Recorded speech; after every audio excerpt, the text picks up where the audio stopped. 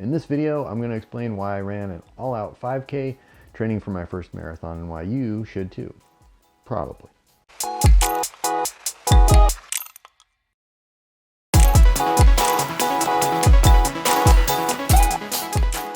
Thanks for checking out my video, and I do hope you enjoy it, maybe even find it helpful in your own training journey. As a first-time marathoner, I have a goal in mind for a finish time. And having finished a half marathon, I have a pretty good sense of what kind of sustained pace I can hold for that.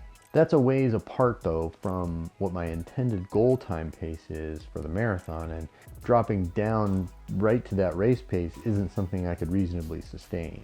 I need to have some step downs over the next few months in order to progressively build up my ability to run at that speed.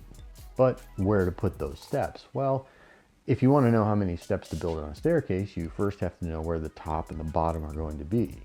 I already know one end, my all day long pace of about over 10 minutes a mile or so. What I need to know is the faster end, something that I could run at not an all-out sprint like a 100-meter dash, but something more of a taxing distance, like a 5K. If you watched my previous update video, then you know I've taken a lot of my program aspects out of this book here, Daniel's Running Formula.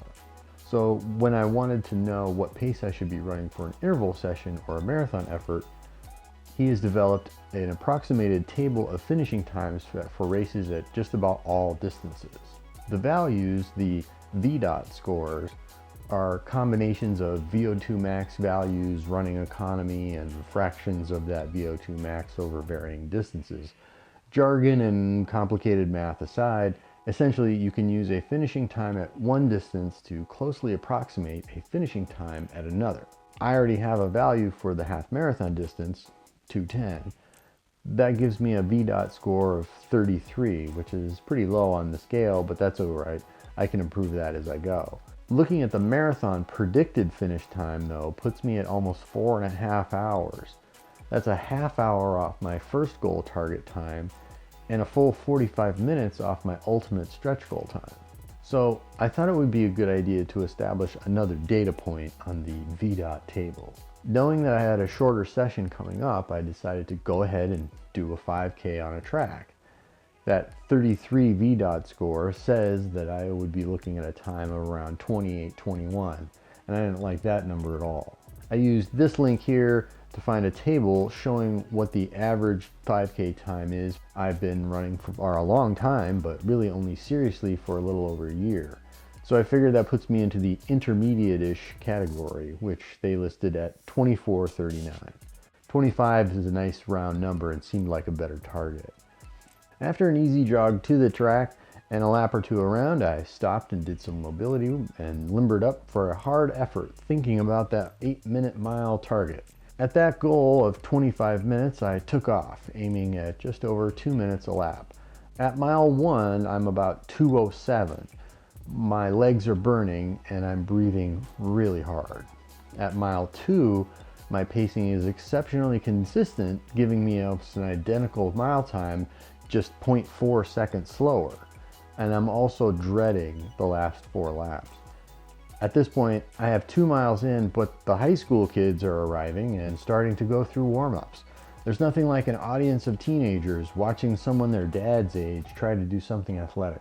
I noticed coaches began showing up, and I didn't want to get kicked off, so I pushed harder and got a sub-8 mile to finish out, plus the little extra for the 3.1 miles. My final result, 26:02. The interesting thing is that those first 2 miles, though, lined up almost exactly with the half marathon predicted 1 mile time on that VDOT table. But that 3rd mile, I really felt pressured to get done and get off the track, so I pushed harder than I probably would have if I were there by myself. This led to a higher VDOT score between 36 and 37, so some level of psychological pressure may be needed to give the most accurate score.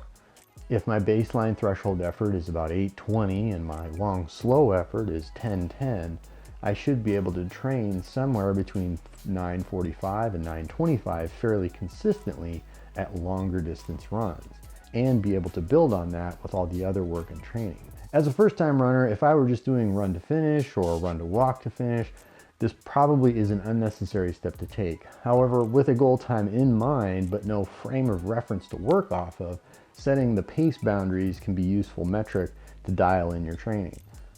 The tables are valuable, no question, but if you lack any real experience in race conditions, even trying one out by yourself might not be as accurate as you think. Just look at that 3rd mile time of mine. Still, one of the takeaways from performing the test is just that I'm capable of more effort than I think. I'll have to hold on to that thought as I start pushing for faster efforts or harder hill sessions, and hopefully you will too.